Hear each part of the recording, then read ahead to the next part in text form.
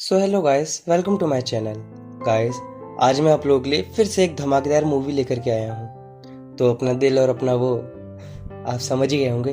तो चलिए मूवी को स्टार्ट करते हैं। द ब्लैक स्नेक मोन मूवी के पहले सीन में हमें दो कपल्स को दिखाया जाता है जिनका नाम रॉनी और रे होता है, जो कि बुरी तरह से संभोग करने यानी 3-5 करने में लगे हुए होते हैं, क्योंकि रोनी एक आर्मी सोल्जर होता है और उसे कल अपने ड्यूटी पर जाना होता है। तो रोनी रे के साथ दबाकर संभोग करता है क्योंकि वो नहीं चाहता कि गन को रिलोड वो करे और यहाँ फायर कोई और ना कर जाए। तो आप समझ ही गए होंगे। अगली सुबह दिखाया जाता है रोनी जाने के लिए रेडी होता है और रे इससे बिल्कुल खुश नहीं होती कि तभी रोनी को एक पैनिक अटैक आ जाता है, लेकिन रे उसको संभाल लेती है क्योंकि रोनी को पैनिक अटैक आता रहता है। रे उसकी पीठ को होल्ड करती है और रोनी को इससे काफी रिलीफ मिलता है। रोनी जा रहा होता है और रे से कहता है कि तुम अपनी आंटी के घर चले जाओ। रे कहती है इससे कुछ नहीं होने वाला, मैं नहीं जाऊंगी अपनी आंटी के घर, क्योंकि रे ये नहीं चाहती कि रोनी उसको छोड़ करके जाए। रोनी रे को समझाने लगता है और उसको एक वॉच देता है। सेम वही एक वॉच वो अपने पास रख लेता है और बोलता है कि ये वॉच जब भी अलार्म करेगा हमें एक दूसरे को अपने पास महसूस कराएगा।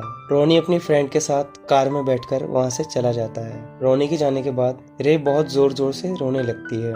रे जमीन पर गिर जाती है और कुछ अजीब सी हरकतें करने लगती है। अगले ही पल रे एक काले मुस्टंडे के साथ दबाकर संभोग कर रही होती है, यानी ले तेरी की 3-5। अगले सीन में रे एक रोड पर जा रही होती है और उस रोड पर उसको अपनी माँ दिखाई देती है। यहाँ रे खांसने लगती है। उसकी माँ उससे बोलती है कि कफ सिरप चाहिए या फिर कॉन्डम, क्योंकि उसकी माँ उसकी गंदी हरकतों के बारे में जानती है। रे अपनी माँ से बात नहीं करती और वहाँ से चली जाती है।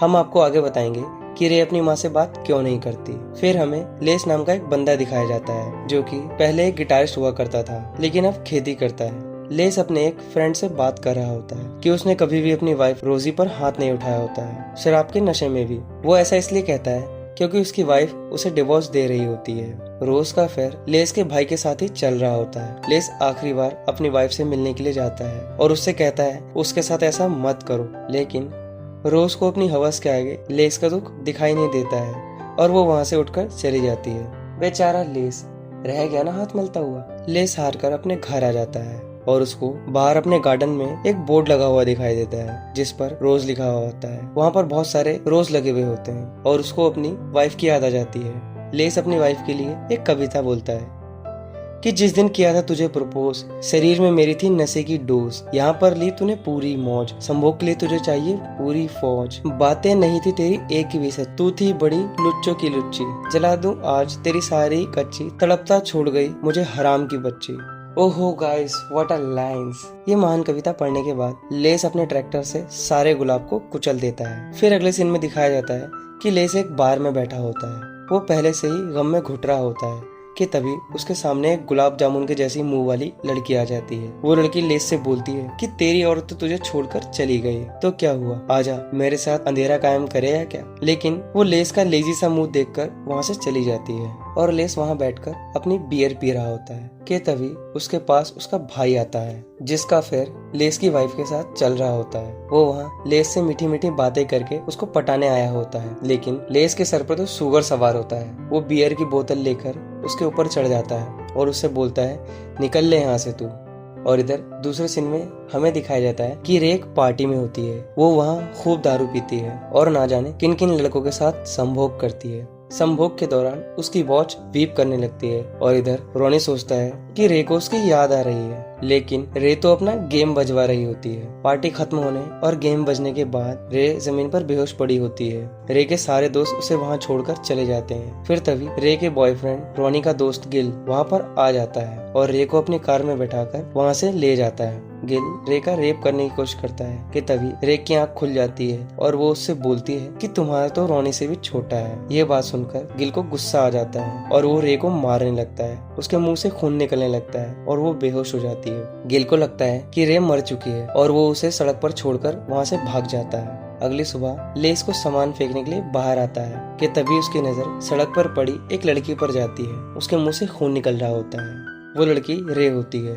लेस रे को गोदी में उठाकर अपने घर ले आता है लेस रे को होश में लाने की कोशिश करता है। रे इस हाल में भी उस काले मुस्टंडे को याद कर रही होती है जिसके साथ उसने अपना गेम बजवाया होता है, लेकिन लेस उसे कहता है कि मैं वो काला मुस्टंडा नहीं हूँ जिसकी तुम बात कर रही हो। तुम जिस काले मुस्टंडे की बात कर रही हो मैं उसे जानता हूँ। और फिर लेस दवाइयाँ लेने के लिए मेडिकल पर चला जाता है। मेडिकल पर एक लड़की होती है जो लेस को मन ही मन प्यार करती है। लेस दवाइयाँ लेता है और वो लड़की लेस से पैसे भी नहीं लेती। लेस अपने घर आ जाता है। लेस के घर पहुंचने से पहले ही रे को एक सपना आता है जिसमें एक आदमी रे का रेप कर रहा होता है। लेस जब घर पहुंचता है तो वो रे को बेहोश पड़ा देखता है और उसको जगाने की कोशिश करता है। रे होश में आते ही लेस को बुरी तरह से चूमने लगती है। लेस उसे अपने से दूर कर देता है और कुछ टाइम के लिए घर से बाहर चला जाता है। लेस को लगता है इस लड़की के अंदर बहुत गर्मी है और फिर वो उसकी गर्मी उतारने के लिए फ्रिज से बर्फ लेकर एक टब में डाल देता है और रे को भी उठाकर उस टब में डाल देता है। लेस सोचता है कि ये तो बस एक काले मुस्टंडे का नाम ले रही है। लेस उस काले मुस्टंडे के पास जाता है और उससे रे के बारे में पूछने लगता है। तो वो काला मुस्टंडा लेस को बोलता है कि उसका नाम रे है और वो एक सेक्स एडिक्ट लड़की है और वो हर किसी के साथ सेक्स करती है और उसने तुम्हारे साथ भी कितनी बार कर लिया होगा। लेस ये सुनकर चौंक जाता है और वहाँ से अपने घर चला जाता है। रात को रे लेस के घर से भाग रही होती है कि तभी लेस उसे देख लेता है और उठाकर घर में ले आता है। रे लेस से भीख मांग रही होती है कि वो उसके साथ सेक्स करे बिकॉज वो एक सेक्स एडिक्ट लड़की होती है, लेकिन लेस एक अच्छा इंसान होता है। वो उसके साथ कुछ नहीं करता। लेस को पता होता है कि रे एक अच्छी लड़की है।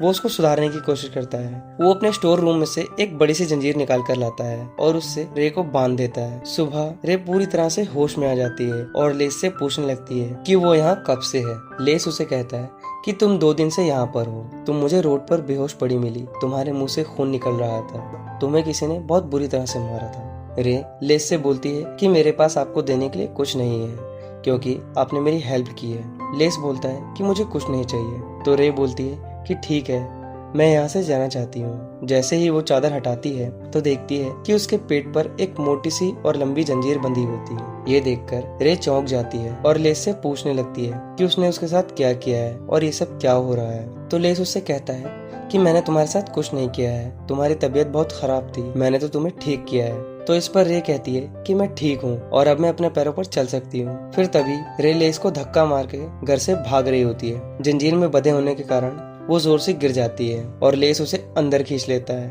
रे कई बार लेस को सेड्यूस करना चाहती है, लेकिन लेस इन सब पर ध्यान नहीं देता है। फिर एक दिन लेस रे के लिए कुछ कपड़े खरीदने के लिए बाहर गया होता है कि तभी लेस के घर पर एक लड़का कुछ सामान लेने के लिए आया होता है। वो लेस को बाहर से आवाज मार रहा होता है और अंदर रे अकेली होती है। और जैसे ही वो लड़का अंदर आता है, रे उसको पकड़कर किस करने लगती है और उसके साथ सेक्स करने लगती है। इतने में वहाँ पर लेस आ जाता है और वो उस लड़के को और रे को ये सब करता हुआ देख लेता है। लेस उस लड़के को उठाकर घर से बाहर फेंक देता है, लेकिन फिर सोचता है कि इसमें इस लड़के की क्या गलती। फिर वहाँ पर लेस का एक दोस्त आ जाता है। लेस उससे कहता है कि तुम घर में नहीं जाओगे, लेकिन उसका दोस्त उससे पूछने लगता है कि वो घर में क्यों नहीं जा सकता। तो लेस उसको सारी बात बताता है और बोलता है कि वो लड़की एक सेक्स एडिक्ट है और मैं उसको ठीक करना चाहता हूँ। तो उसका दोस्त बोलता है हम दोनों मिल करके उसको ठीक करेंगे। लेस का दोस्त जैसे ही घर में जाता है वो रे को बिना कपड़ों में बैठा हुआ देखता है और फिर उसे समझाने लगता है। इधर रॉनी फौज से वापस आ जाता है और रे को ढूंढने लगता है। वो अपने दोस्त गिल के पास जाता है और उससे रे के बारे में पूछने लगता है। तो गिल उससे बोलता है कि भाग गई होगी किसी के साथ। गिल की इस बात पर रॉनी को गुस्सा आ जाता है और वो गिल को मारने लगता है। और इधर रे अच्छे कपड़े पहनकर तैयार होती है क्योंकि लेस उसको जंजीर से खोलकर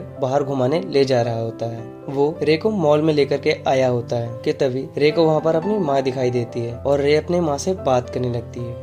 रे की माँ उसे टोंग मारकर बोलती है कि तुम अभी भी गंदी हरकतें करती हो या छोड़ दी। तो रे बोलती है कि ये सब तुम्हारी वजह से हुआ है। अगर तुम उस दिन मेरा रेप होने से बचा लेती तो शायद आज मैं ऐसी ना होती। वो बोलती है कि तुम उस दिन बगल वाले रूम में ही थी जब फादर मेरा रेप कर रहे थे। तुम मुझे बचा सकती थी, लेकिन तुमने ऐसा नहीं किया। बचपन में रे के फादर ने उसका रेप कर दिया था और उसकी माँ उसके पास होते हुए भी उसको नहीं बचाती। रे अपनी माँ से बात नहीं करती और फिर रे और उसकी माँ में झगड़ा होने लगता है। इतने में लेस वहाँ पर पहुँच जाता है और वो रे को गोद में उठाकर अपने घर ले आता है। लेस रे को गिटार सिखा रहा होता है कि तभी वहाँ पर रॉनी आ जाता है और वो उसके सर पर बंदूक तान देता है। वो सोचता है कि ये बुढ़ा रे का गेम बजा रहा है, लेकिन लेस रॉनी को समझाता है और बोलता है कि इसके साथ जो भी हुआ वो इसके बचपन की बात थी, जिसकी वजह से ये ऐसा कर रही थी। रोनी इस बात को समझ जाता है और फिर लेस रोनी और रे की शादी करा देता है। इसके साथ साथ वो उस लड़की के साथ भी शादी कर लेता है जो उसे मन ही मन प्यार करती है।